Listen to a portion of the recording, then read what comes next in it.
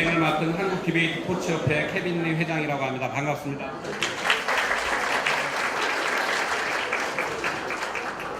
먼저 오늘 이 중요한 결승전에 심판을 봐주실 심판분들을 먼저 소개해 드리도록 하겠습니다. 학생들 좀 조용히 해주셔야 됩니다.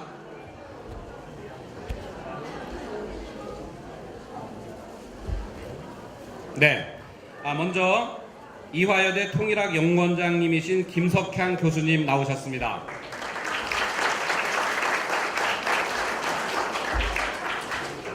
네, 다음으로 강원대 초빙 교수님이신 박용호 박사님 나오셨습니다. 네, 통일연구원의 연구관리본부장님이신 성기영 박사님 나오셨습니다. 네, 한국 디베이트 코치협회의 방재식 코치님입니다. 네, 한국 디베이트 코치협회의 강원아 코치님이십니다. 네, 타이머를 맡아주실 분은 한국 디베이트 코치협회의 허양숙 코치님이십니다. 네, 그럼 지금부터 고등부문 결승전을 시작을 하겠는데요. 먼저 지금 여기 찬성팀에는 로파드 팀이 앉아있고 이쪽 팀에는 반대팀에는 가라사대 팀이 앉아있습니다. 그래서 이분들에게 먼저 소감을 좀 물어보고 싶은데 지금 나와 계신 6명 중에 나는 지금 전혀 긴장이 안 된다 손 들어보세요. 그래요? 네. 이런 결승전을 저는 많이 치러봤는데 어떤 게 문제가 되냐면은 이 정도까지 나오는 친구들은 굉장히 잘하는 친구들입니다.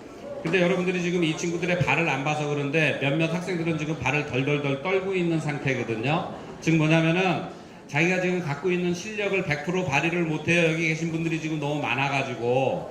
그래서 여기 나와 계신 학생들한테 먼저 하고 싶은 얘기는 calm down, 응?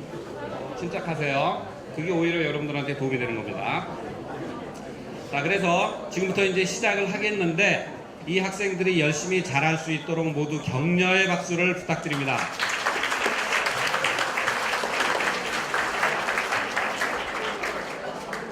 네, 그리고 디베이트 중에는 사람들을 격려하기 위해서 박수를 치거나 하는 일은 자제해야지 됩니다. 그래서 이 학생들이 나와서 얘기를 좀 가만히 하더라도 보고만 계시지 막 박수를 치거나 환호를 한다거나 하는 거는 좀 자제해 주시면 감사하겠습니다.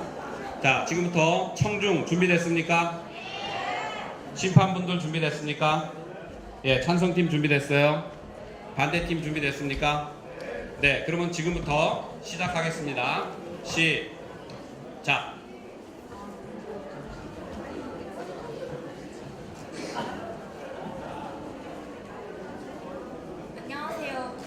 본 논제 북한의 비핵화는 남북협력의 전제 조건인가에 찬성하는 로파드 팀입니다. 먼저 남북협력의 정의부터 내리도록 하겠습니다.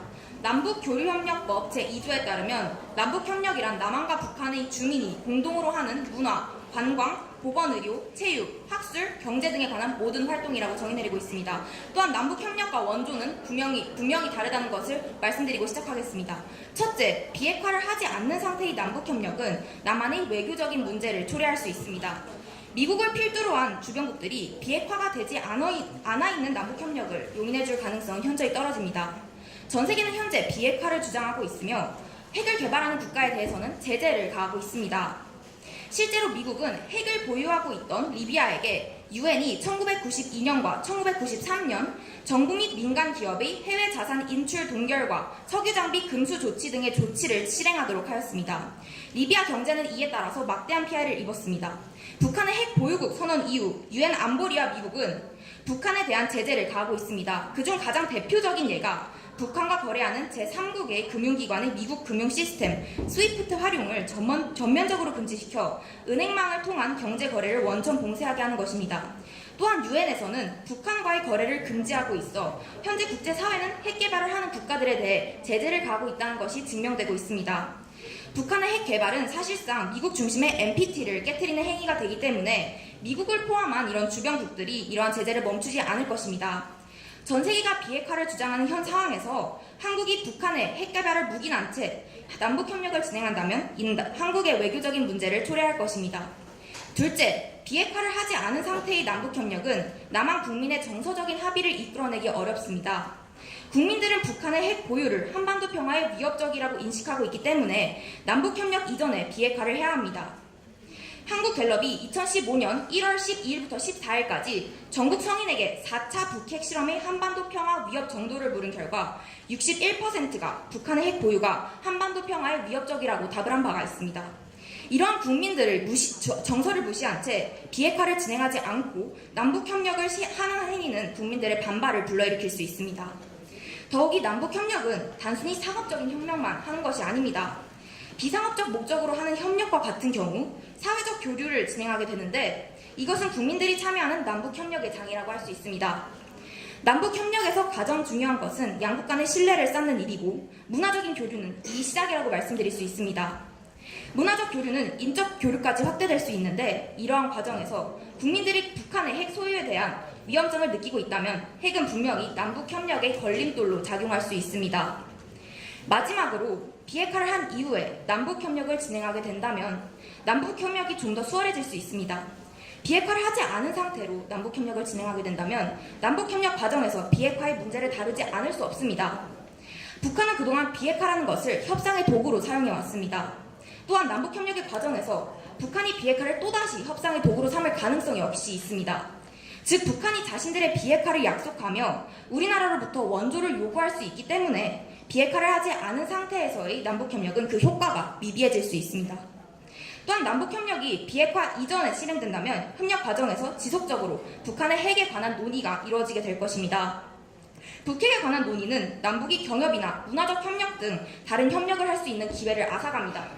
이에 따라 핵이라는 요소가 제거되었을 때의 협력과 비교했을 때 더딘 협력과 발전이 이루어질 수밖에 없습니다. 요약하자면 북한의 비핵화는 국제사회가 추구하는 목적이자 우리 국민이 원하는 사안입니다. 이로써 입론을 마치도록 하겠습니다. 감사합니다.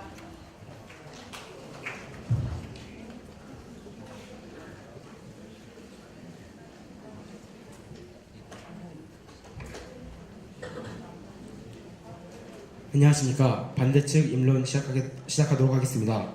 최근 북한의 경제적 상황부터 보도록 하겠습니다.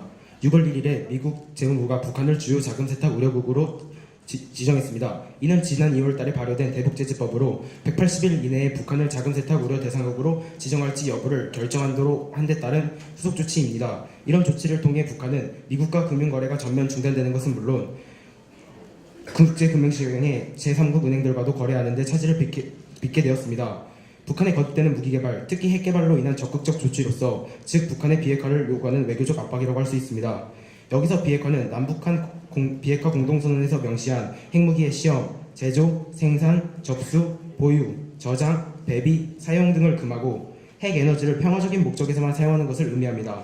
현재 북한은 이를 철회시키고 군사적인 목적으로 핵을 개발해오고 있습니다. 이러한 상황이 지속된다면 북한의 경제적 상황이 극악으로 치닫는 것은 정해진 수순이라고 볼 수 있습니다. 우리는 이러한 비핵화가 남북협력의 전제 조건이 되어야 한다는 논제에 대하여 다음의 근거를 통하여 반대하는 입장입니다. 첫째, 남북 간의 교역 중단은 북한에게만 해당되는 경제 제재가 아닌 우리나라에게도 무시할 수 없는 큰 피해를 가져옵니다. 흔히들 남북 간의 교역 중단은 북한만의 피해라고 생각하실 수 있습니다.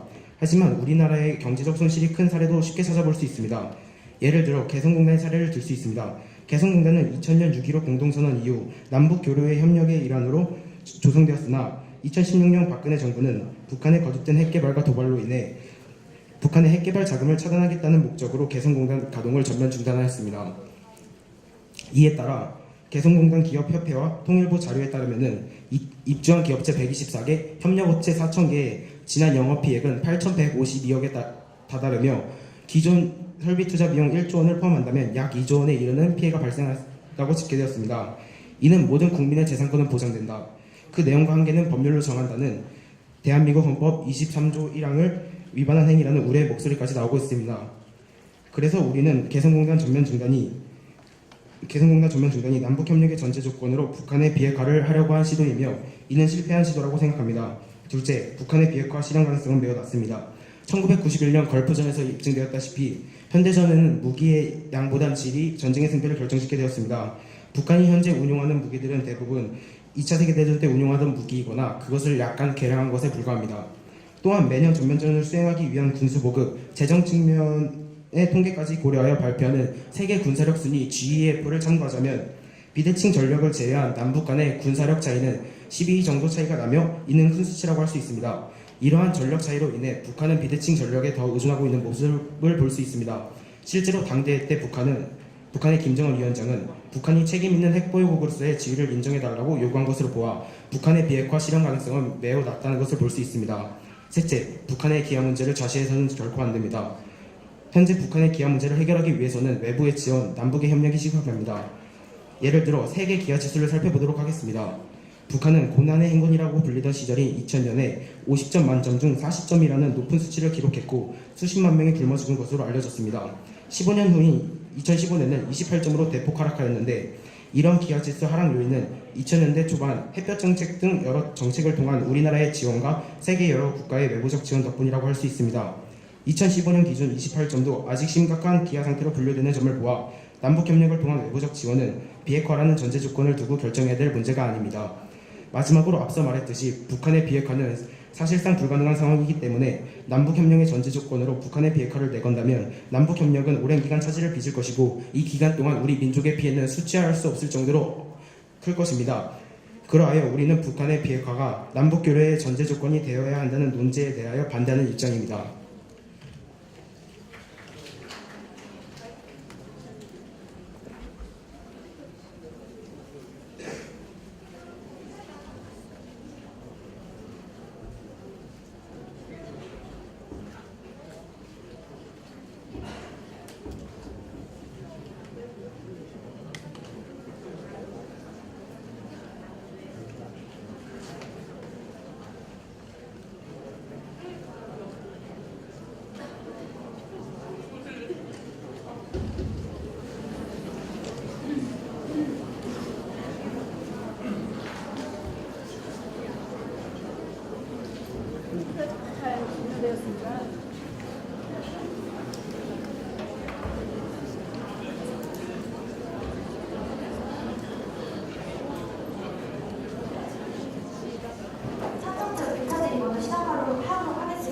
첫 번째에서 남북 경제 협력이 우리나라와 함께 비핵화 이전에 이루어졌던 사례가 있다고 말씀해 주셨고, 우리나라 역시 개성공단과 같은 교역을 끊게 된다면 큰 막대한 피해를 입게 된다고 하셨는데 혹시 개성공단이라는 그 개성공단 사업이 중단된 이유를 알고 계십니까? 저희가 보기에는 개성공단 가동 전면 중단을 박근혜 정부가 북한의 핵개발 자금을 사용했다는 목적으로 보고 있습니다.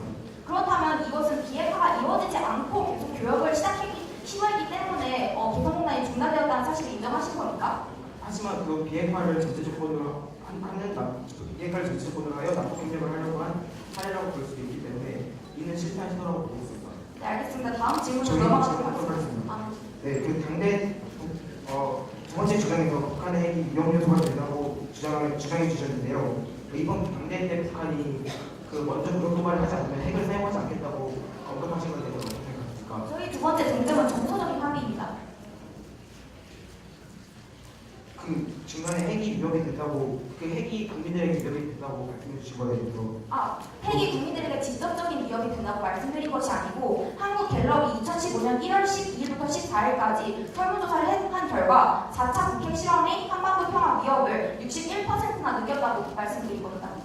네, 알겠습니다. 그래서 이러한 정서적인 위협이 있는데도 불구하고 꾸준하게 북한과 계속 협력을 시도하게 된다면 국민들은 북한은 핵을 보유하고 있는 위험한 국가라고 인식을 하고 있음에도 불구하고 우리 대한민국 정부는 우리 정서를 고려하지 않고 이렇게 협력을 시도하고 있구나라는 위협을 느낄 것이라는 주장이 있습니다. 그러면 저희 측 질문 들어가도록 하겠습니다. 세 번째 질문에서 우리나라가 북한에게 핵을 보유하고 있는데 우리나라가 북한에게 지원을 해줬기 때문에 어떤 북한이 더 나아진 상황으로 발전할 수 있었다고 말씀하셨잖아요. 네. 근데 이것은 원조라고 볼 수 있습니다. 하지만 원조와 협력은 엄연히 다른 것입니다. 저희가 해야 하는 것은 협력입니다. 남북 협력 같은 경우에는 남한과 북한이 서로 상호 간에 오가는 것이 있는 것입니다. 하지만 원조 같은 경우에는 남한이 북한에게 일방적으로 해야 하는 것입니다. 하지만 저희가 아까 말씀드렸다시피 그 경제적 완전히 햇볕 정책을 통하여 남북이 최초로 정상회담을 하고 그 이후에 남북이 정상회담을 결정하고 있기에 대해서 어떻게 생각하십니까? 물론 햇볕 정책이 이루어졌고 북한이 그 상황 때 어떤 경제적인 개발을 이루어졌다는 것은 저희 저희도 인정하는 사실입니다. 하지만 해변 정책이 어떠한 상황에서 이루어졌는지 아십니까? 그 당시에는 북한이 핵을 완전하게 개발했다는 그런 확신이 없던 상태였습니다. 하지만 현재 상태 같은 경우에는 북한이 핵을 완전하게 우리나라에게 어떤 위협 요소로 작용을 하고 있고 그런 상황이 충분히 달라진 상태이기 때문에 해변 정책을 지금 당장 또 하자고 이런 주장은 약간 모순이 되는 것 같습니다. 저희는 해변 정책에 대해서 그 사만칙 해변 정책에 대해서 사만칙이 있는데요. 이 사만칙을 준수하면서 해변 정책이 종료되었습니다.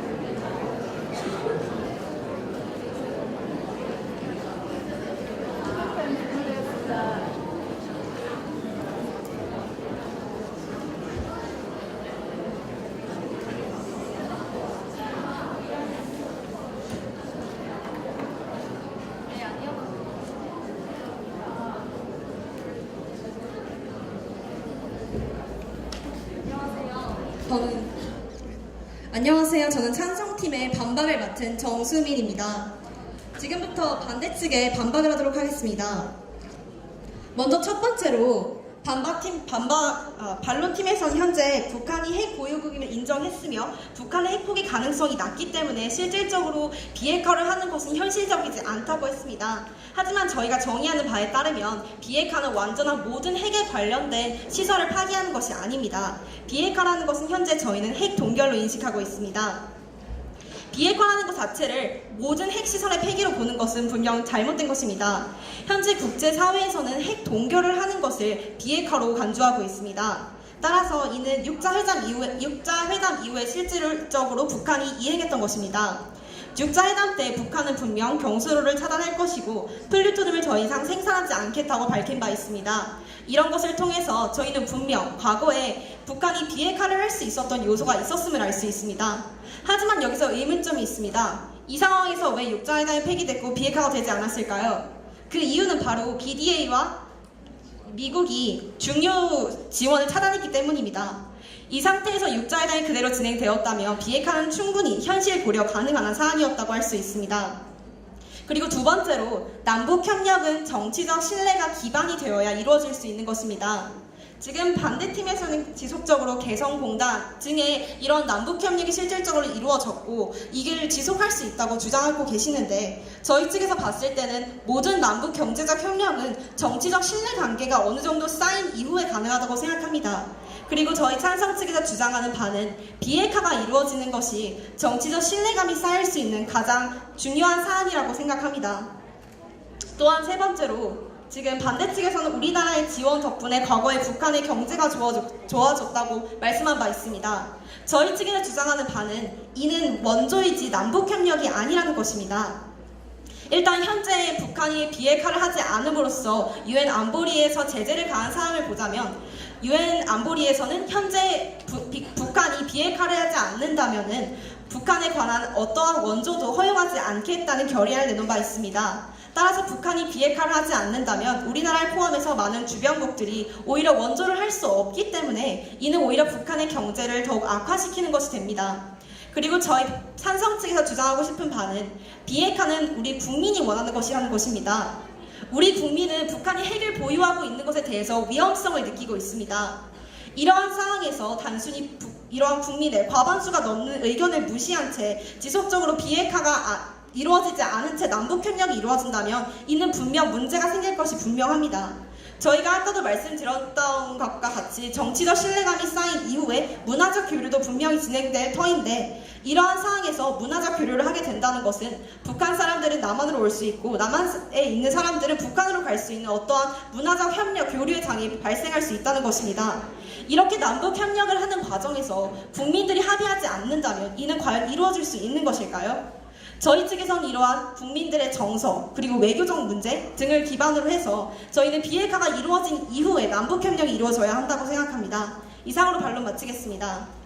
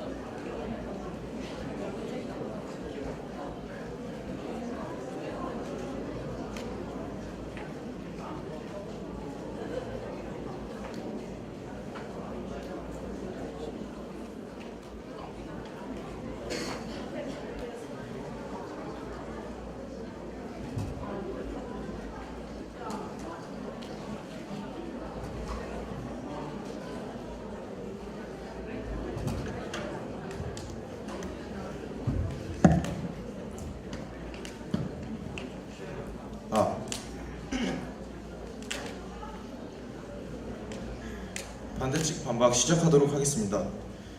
우선 찬성 측의 주장에 대해 반박해 보겠습니다. 찬성 측에서는 첫 번째로 남한의 외교적 문제라고 제시를 해주셨습니다. 그러나 남한의 외교적 문제가 정확히 어떻게 발현되는지 구체적인 사례가 없다고 생각합니다. 그리고 예시를 들어주실 때 남한을 제외한 다른 여러 나라들이 북한의 비핵화에 대해서 제재를 가하고 있다고 하셨습니다. 그렇기 때문에 남한마저 비핵화를 하라고 제재를 가하게 되면 이것은 북한이 완전히 고립되는 상황을 낳게 되고, 그러면 저희도 당연히 협력은 신뢰를 바탕으로 해야 한다고 생각합니다. 그러나 저희가 이 비핵화를 강요한다면 저희가 등을 돌린 상태에서 북한이 비핵화를 하게 되면 다시 신뢰를 통한 협력을 하겠다라는 말은, 강제성을 띠는 신뢰라는 협력은 말이 되지 않는다고 생각합니다. 그리고 두 번째 주장으로 북한의 핵이 우리 국민들의 정서에 위협을 줌으로써라고 얘기하셨는데, 우선 우리나라의 국민들의 합의가 있어야 남북 협력이 일어나는 것은 맞습니다. 그러나 북한의 합의도 우선시되어야 한다고 생각합니다.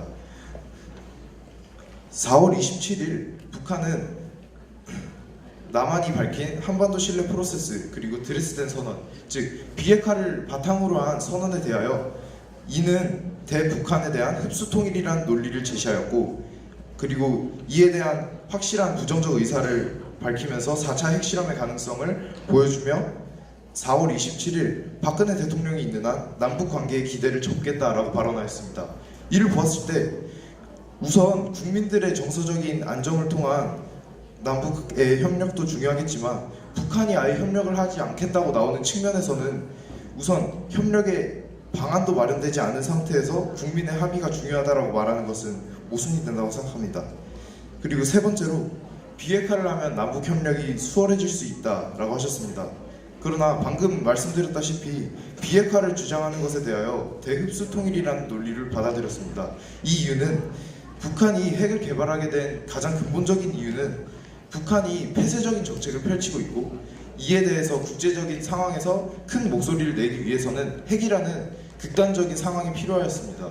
그렇기 때문에 북한은 어쩔 수 없이 국제적인 상황에서 핵을 개발하여야 하였고, 그리고 이를 통하여 현재는 살라미 정책을 펼치며 북한이 핵의 일부분을 포기하는 조건을 제시함으로써 국제적인 목소리를 내고 있습니다. 그렇기 때문에 저희는 이러한 국제적인 목소리를 펼치고자 하는 북한의 의견까지 무시하면서 남북한의 협력을 이끌어가는 것은 옳지 않다고 봅니다. 그리고 반박에서 분명히 정치적 신뢰를 제시해 주셨습니다. 그러나 이 정치적 신뢰라는 것 자체가 방금 말씀드렸다시피 정치적 신뢰가 비핵화를 제시할 때 북한에서는 흡수통일이라고 밝히며 정확히 거부하고 있습니다. 이를 자꾸 되짚는 이유는 우리나라는 흡수 통일이 아니라 평화 통일을 지향하고, 그리고 북한에게도 그렇게 밝힌 바가 있으나 저희가 지금 하고자 하는 것은 북한에게 강요하고 강압적인 태도를 보이고 있는 것입니다. 그렇기 때문에 저희 나라가 북한에게 마저도 등을 돌리게 된다면 북한은 고립적인 상황이 될 수밖에 없습니다. 그러므로 저희 나라는 북한에게 우선 북한에게 등을 돌리지 않고 지금 비핵화를 하는 것이 우선시가 되는 것이 아니라 남한과 북한의 교류, 즉 저희 주장 세 번째인 북한의 기하 문제를 좌시해서는 안 되기 때문에 이는 협력이 우선시되는 것으로 비핵화가 먼저 우선시되는 것은 아니라고 생각하는 바입니다. 마치겠습니다.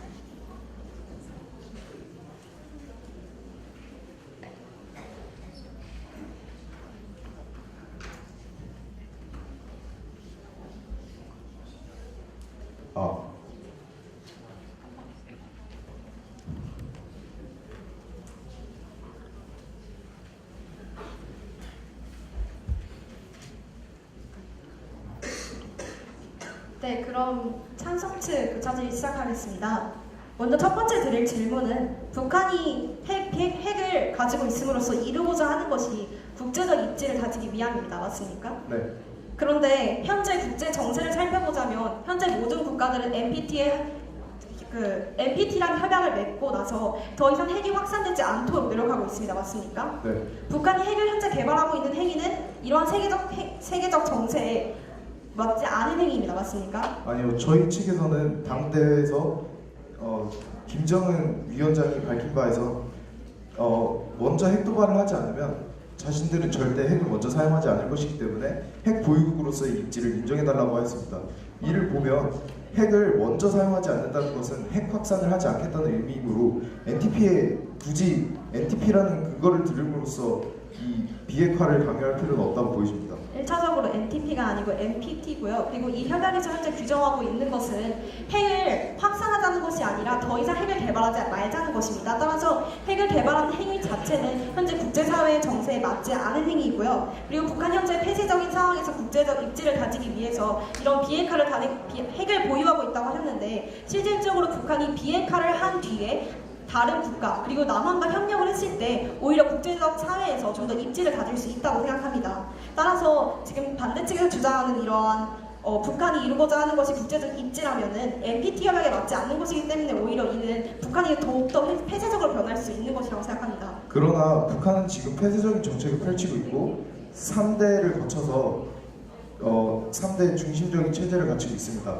그러나 이 비핵화라는 것 자체가 북한이 지금 목소리를 펴고 그리고 정권을 가지고 있는 가장 대표적인 사례는 핵입니다. 그렇기 때문에 이를 무시하자면 북한의 정권을 흔들게 되고 이러면 평화통일이 아니라 흡수통일로 받아들일 수밖에 없는 상황이 생깁니다. 북한이 현재 시행하고 핵과 미사일을 통해 실시하고 있는 외교 정책은 벼랑끝 외교 전술입니다. 따라서 북한이 핵을 갖고 있다는 것은 이런 벼랑끝 외교 전술을 사용해서 자신들이 부족한 어떤 경제적 지위 같은 것을 해외로부터 원조를 받기 위해 이러한 것을 하는 것입니다. 따라서 현재 반대측에서 주장하는 것은 현실과 맞지 않다고 생각합니다. 아니요, 저희 측에서는 그 정책이 아니라 살라미 정책으로 해석함으로써 비핵화의 일부분을 함으로써 북한이 원하는 부분을 국제적인 목소리를 통해서 얻어내고자 하는 측면으로 해석하였습니다.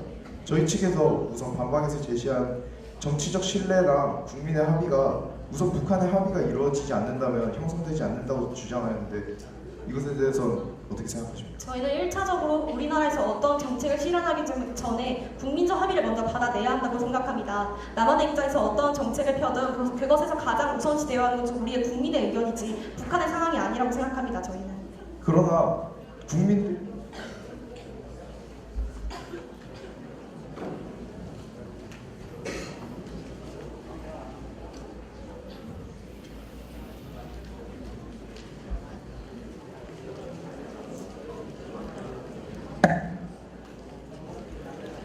안녕하세요. 이번 토론의 찬성 측 요약을 맡은 로파드 팀의 신준석입니다.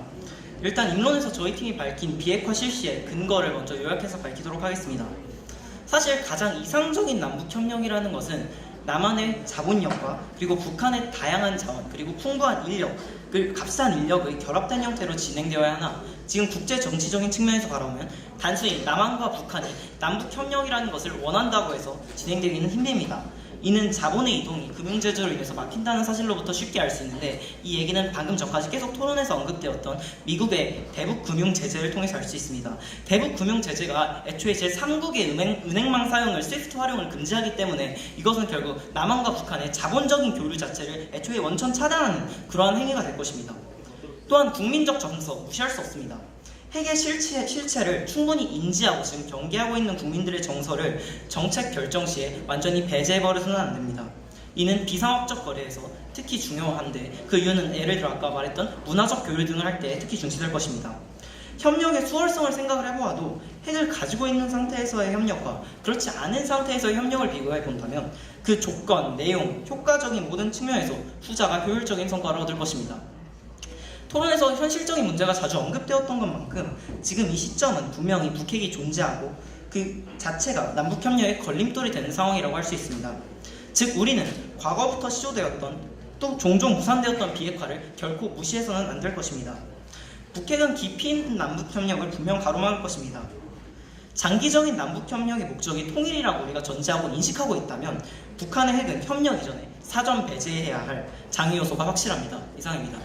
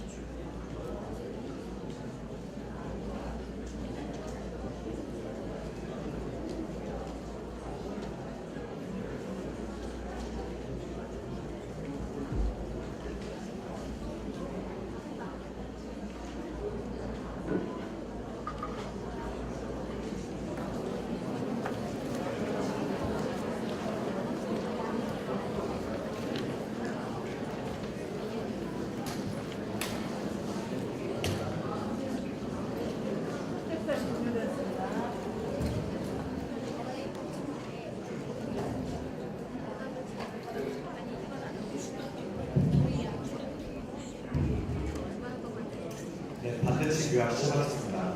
이번 토론의 문제는 북한의 비핵화는 남북협력의 조건이라고 이 전제 조건의 필요성에 대해 찬성 측과 저희 반대 측이 토론을 진행해 보았습니다. 이번 요약에서는 요약이 필요한 부분이 저희 반대 측의 두 번째 주장과 찬성 측의 첫 번째 반박을 내세웠던 비핵화의 실현 가능성에 대한 부분이라고 생각하고 이에 대해 또 다른 근거를 들어 요약하고 싶습니다. 북한의 김정은 제1위원장은 얼마 전 2016년 5월 9일 노동당 대회에서 핵무기를 먼저 사용하지 않겠다. 우리를 책임 있는 핵 보유국으로 인정해달라고 말했습니다. 또한 비핵화의 필요성을 간단하게 언급하기도 했습니다. 그러나 이에 대해 2016년 5월 10일 정문희 통일부 대변인은 북한이 핵 보유국의 책임과 세계의 비핵화 등을 운운하는 것은 스스로 핵 포기 의사가 없음을 노골적으로 드러낸 것이다 라고 말하며 이 같은 북한의 평화 공세는 북한이 핵 보유국임을 인정받은 토대 위에서 나서겠다고 풀이했습니다. 이를 토대로 보았을 때 북한은 핵을 포기할 의사가 없음을 분명히 알 수 있습니다. 때문에 비핵화를 전제 조건으로 주장하기보다는 남북 대화 또는 세계 다자회담에 북한을 이끌어내어 대화로 해결하는 것이 가장 현명한 방법이라고 생각됩니다. 위와 저희가 말씀드렸던 세 가지 주장을 말씀드리면서 이로써 저희는 이번 논제에 반대하는 입장을 다시 한번 밝히는 바입니다.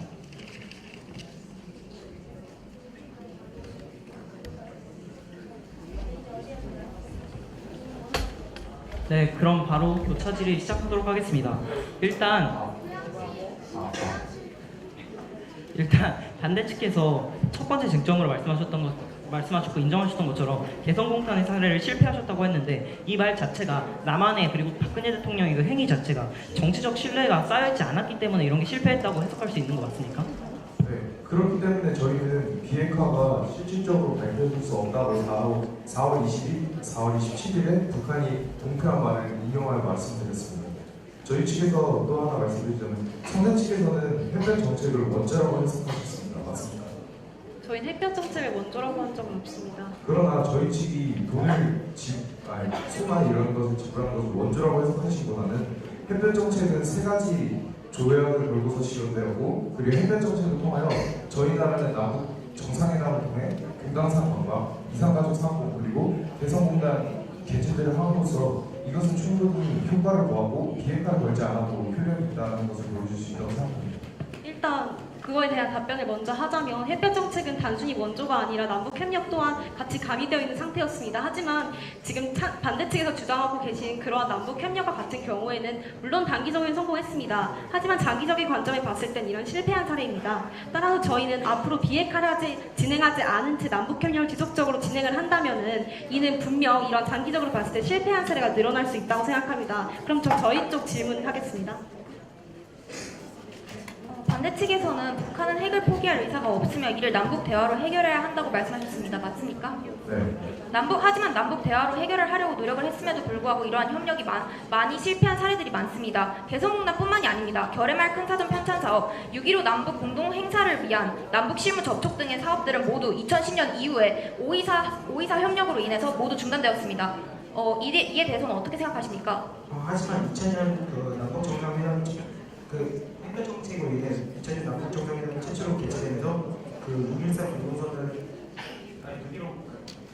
공동선언을 통해서 그 개성공단이 개설되거나 이후에 금강산 관광특구 개설 그런 것을 보아 우리는 지금 이 회담을 통해 그 남북이 협력할 수 있는 모습을 차이가 있는데 이에 대해서 어떻게 생각하십니까? 물론 협력을 할 수 있다는 사례를 보여주기도 하지만 왜 이 사업들이 모두 중단되었을까요? 아까도 말씀드렸듯이 모두 524 협정 때문입니다. 그러면 524 협정은 왜 맺었습니까? 이것은 바로 천안함 사태로 인해서 일어난 것입니다. 그럼 천안함 사태는 북핵과 완전히 동떨어지게 생각할 수 있을까요? 천안함 사례는 그 북한의 무력 도발일 뿐이지 북한의 핵 문제와는 상관없다고 생각합니다. 저희 쪽 질문 드리겠습니다. 철강 측 세 번째 주장에서 비핵화 이후 남북 협력이 좀 더 수월해질 것이라고 말씀하셨는데 혹시 또 다른 그것들이 있을까요?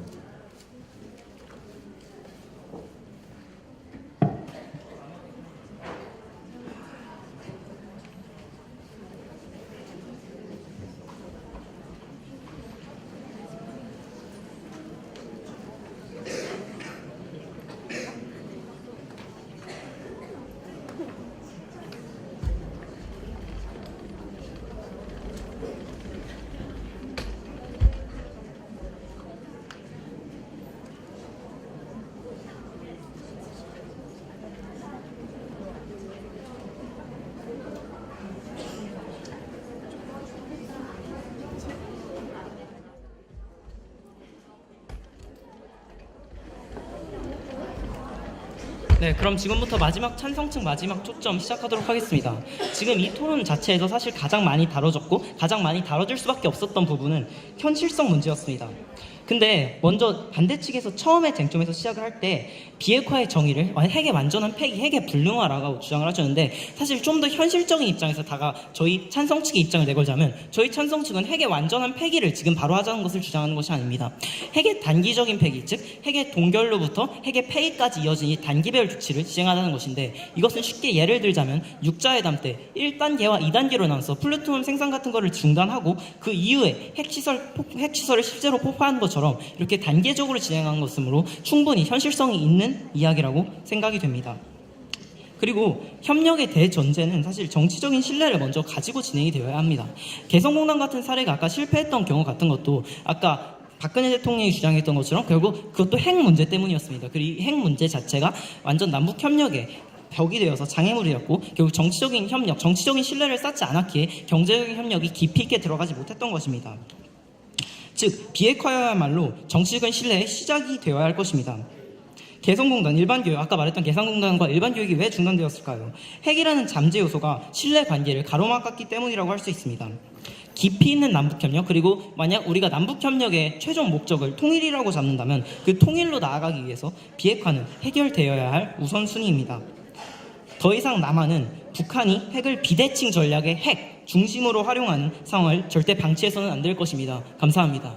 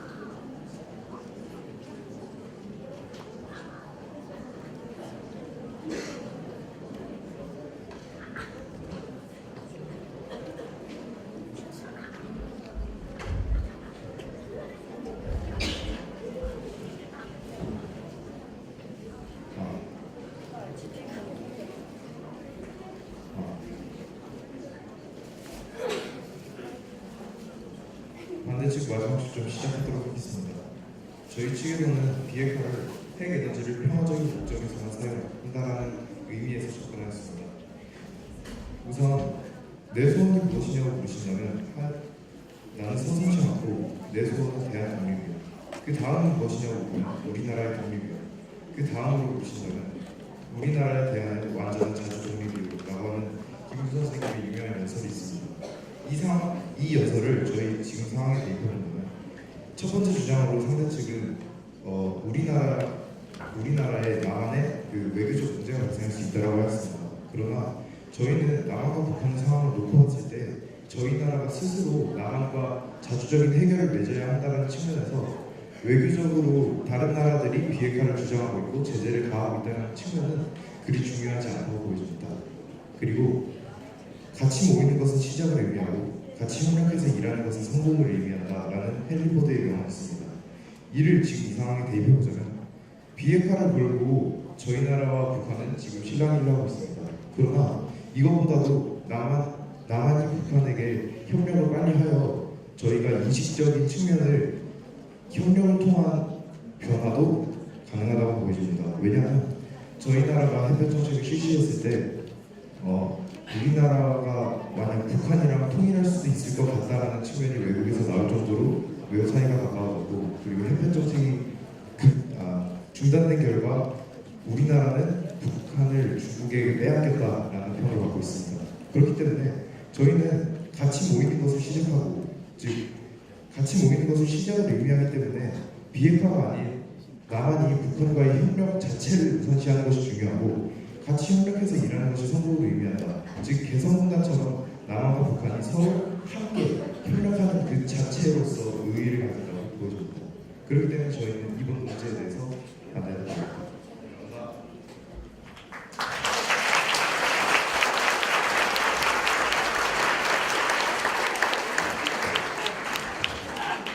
네, 학생들이 지금 굉장히 많이 떨린 상태에서 열심히 좀 진행을 하는 것 같습니다. 좀 뜨거운 격려의 박수 좀 부탁드립니다.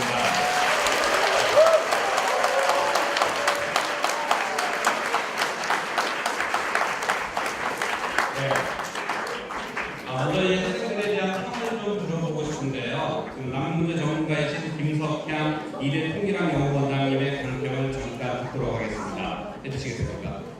네, 잘 들었습니다. 네, 주문선연이나 안녕하세요. 잘 들었습니다. 제가 계속 여학생들이 똑똑하다고 그랬더니 박영우 씨가 아니라고 그냥 발음만 똑똑한 거라고 그러셨어요. 네, 여학생들이 똑똑했어요. 판정에 영향을 받습니다. 네,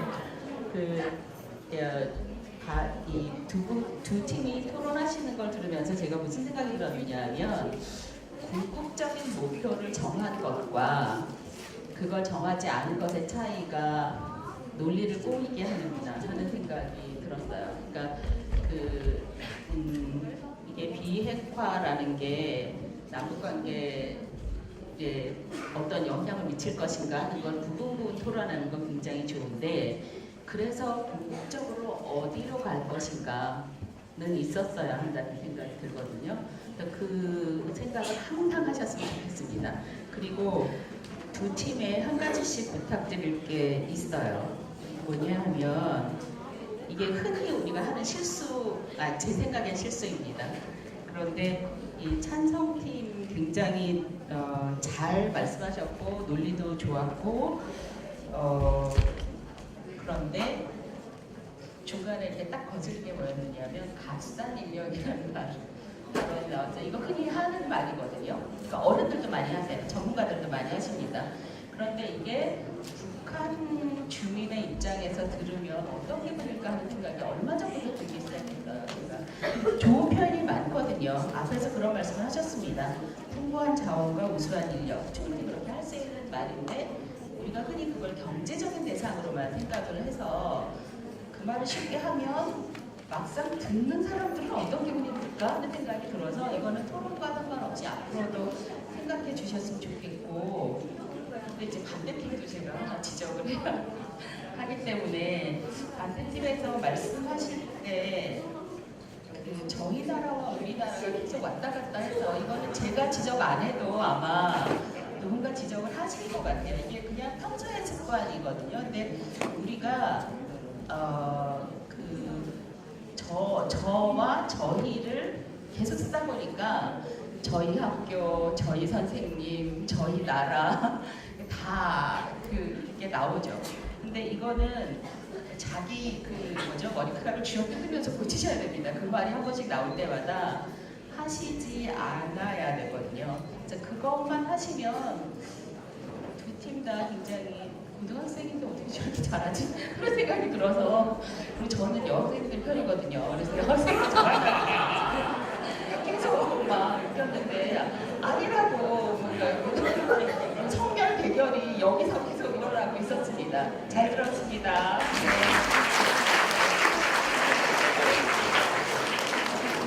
네, 굉장히 의미 있으면서도 또 재미있게 강평을 해주셔서 감사합니다. 한 분만 더 잠깐 강평을 더 듣고 싶은데요. 강원대 초빙 교수님이신 박용호 박사님의 말씀을 잠깐 듣도록 하겠습니다. 안녕하세요.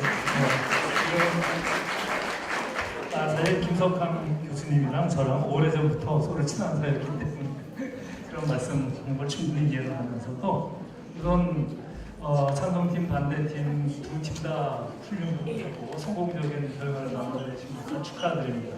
그런데 저희가 주로 맡은 일은 논리적 타당성, 적절성, 사실 이런 것에 기초를 하는 것인데 제가 하나만 말하자면 비핵화 주제가 북한이 비핵화는 남북 협력을 절대했습니다. 주제가 있습니다. 처음에 자기 논제를 주장하신 비핵화에 대한 우리 스스로의 개념을 보다 분명하게 놓고 시작을 했어야 되는데 반박을 하니까 그 비핵화의 개념을 일일이 어려움하는 논리적 컸다라는 이 목소리와 논리, 타당성을 얘기해주자. 이거 다만 이제 두 팀 다 문제를 정리하는 과정에서 다음에도 대형이 대한 것은 자기 애초 주장에 기반한 주장을 좀 끝까지 가야 되는데 상대방이 반박을 하면 우리가 제기한 것을 약간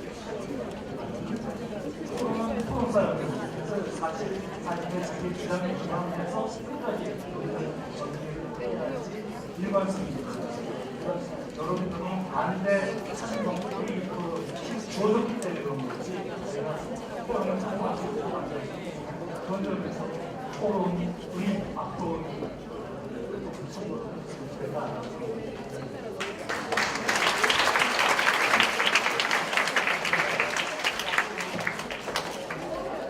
네, 좋은 강평 말씀 감사드립니다.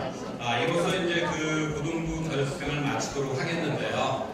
애써가지고 나와가지고 굉장히 힘이 든 상태에서도 이렇게 열심히 진행해 주신 학생들, 그 다음에 이 남북 전문가로서 이렇게 귀한 시간을 내주셔가지고 심판에 참여해 주신 여러 교수님들, 박사님들 그리고 디베이트 전문가님들께 감사를 드리면서 오늘 이 고등학교 결승을 마치도록 하겠습니다. 모두 격려해 주시기 바랍니다.